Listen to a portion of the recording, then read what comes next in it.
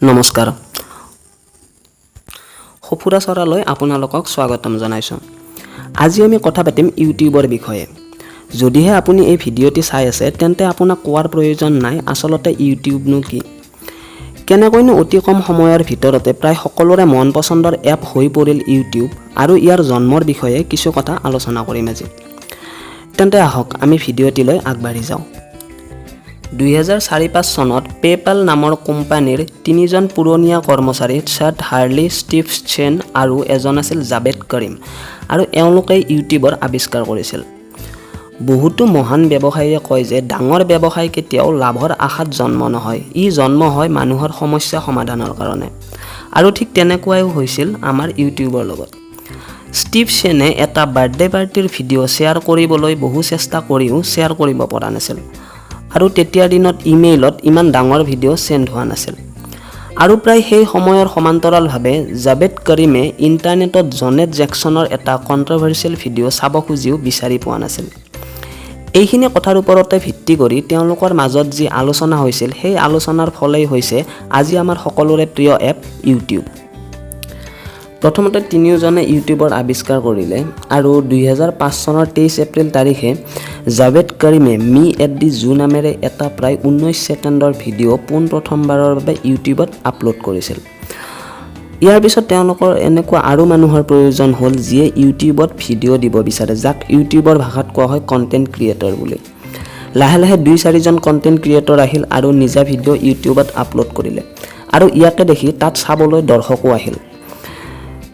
এইখিনি সময়তে ইউটিউবত দিয়া আপলোড হোৱা ভিডিঅ'বিলাকে দৰ্শকক মনোৰঞ্জন দিবলৈ সম্পূৰ্ণৰূপে সফল হ'ল আৰু দৰ্শকৰ সংখ্যা বাঢ়ি গ'ল। আৰু এই দৰ্শকৰ সংখ্যা বঢ়াৰ লগে লগে এডভাৰটাইজাৰ কিছুমানে এডভাৰটাইজিঙৰ কাৰণে ইউটিউবৰ ভিডিঅ' বিচাৰিলে। ইউটিউবৰ ভিডিঅ'ত এডভাৰটাইজিং হোৱাৰ লগে লগে আৰম্ভ হ'ল ইউটিউবৰ ইনকাম। প্ৰথমতে ইউটিউবত কিছুমান সৰু সৰু বিজনেছৰহে এডভাৰটাইজমেণ্ট চলিছিল, কাৰণ তেতিয়া ইউটিউবৰ ভিডিঅ'বিলাকো অতি কম সময়ৰ আছিল। কিন্তু সময়ৰ লগত ইউটিউবৰ ভিডিঅ'বিলাক দীঘল হ'ল আৰু আশ্চৰ্যজনকভাৱে এডভাৰটাইজমেণ্ট বৃদ্ধি হ'ল। এডভাৰটাইজমেণ্ট বৃদ্ধি হোৱাৰ লগে লগে ইউটিউবৰ লাভ হ'ল আৰু ইউটিউব এবাৰ উঠি পৰি লাগিল কণ্টেণ্ট ক্ৰিয়েটৰক সহায় কৰাত, যাতে কণ্টেণ্ট ক্ৰিয়েটৰে আৰু নতুন নতুন আৰু ভাল ভিডিঅ' বনাই দৰ্শকৰ মাজত দিব পাৰে। এনেকৈ এটা ইক'চিষ্টেম গঠিত হ'ল য'ত সকলো লাভৱান হ'বলৈ ধৰিলে। ইউটিউবে কণ্টেণ্ট ক্ৰিয়েটৰক লাভৱান কৰিলে আৰু কণ্টেণ্ট ক্ৰিয়েটৰে দৰ্শকক মনোৰঞ্জন দিলে। মনোৰঞ্জন পাই দৰ্শকৰ বৃদ্ধি হ'ল আৰু দৰ্শকৰ বৃদ্ধি হোৱাৰ লগে লগে লাভ হ'ল এডভাৰটাইজাৰৰ। এডভাৰটাইজাৰৰ লাভ হোৱাৰ লগে লগে লাভৰ কিছু অংশ এডভাৰটাইজাৰে দিলে ইউটিউবক আৰু ইউটিউবে ইয়াৰ কিছু অংশ দিলে কণ্টেণ্ট ক্ৰিয়েটৰক। এই ইক'চিষ্টেমৰ ফলতে ইউটিউব আজি পৃথিৱীৰ দ্বিতীয়টো জনপ্ৰিয় চাৰ্চ ইঞ্জিন হয়। বিশ্বৰ প্ৰায় 8 বিলিয়ন জনসংখ্যাৰ আনুমানিক 3 বিলিয়নে ইউটিউবৰ এক্টিভ ইউজাৰ হয়।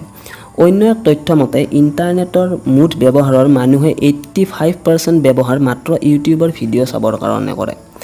গুগলৰ চিঅ'ৰ মতে ইউটিউব অনাগত দিনত টিভিতকৈ বহু বেছি জনপ্ৰিয় হ'ব। যোৱা 4-5 বছৰৰ পৰা নৱপ্ৰজন্মৰ মাজত টিভিৰ ব্যৱহাৰ আচলতে জনপ্ৰিয়তা হ্ৰাস পাইছে আৰু ইয়াৰে কাৰণে হয়তো স্মাৰ্ট টিভিৰো ব্যৱহাৰ বাঢ়িছে, য'ত টিভিৰ লগতে মানুহে ইউটিউবো চাব পাৰে। সাধাৰণ ভাষাত ক'বলৈ গ'লে ইউটিউবত মানুহে নিজ ইচ্ছাৰ ভিডিঅ' চায় আৰু টিভিয়ে যি ভিডিঅ' দেখায় সেয়া ভিডিঅ' চায়।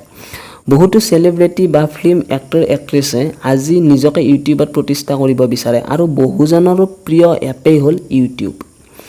এইখিনি আছিল কিছু কথা ইউটিউবৰ জন্ম আৰু ইয়াৰ সফলতাৰ ওপৰত। আশা কৰোঁ ভিডিঅ'টো আপোনাৰ ভাল লাগিল। অনুগ্ৰহ কৰি ভিডিঅ'টো শ্বেয়াৰ কৰক আৰু আমাক ছাপোৰ্ট কৰিবলৈ চেনেলটো ছাবস্ক্ৰাইব কৰক। ধন্যবাদ।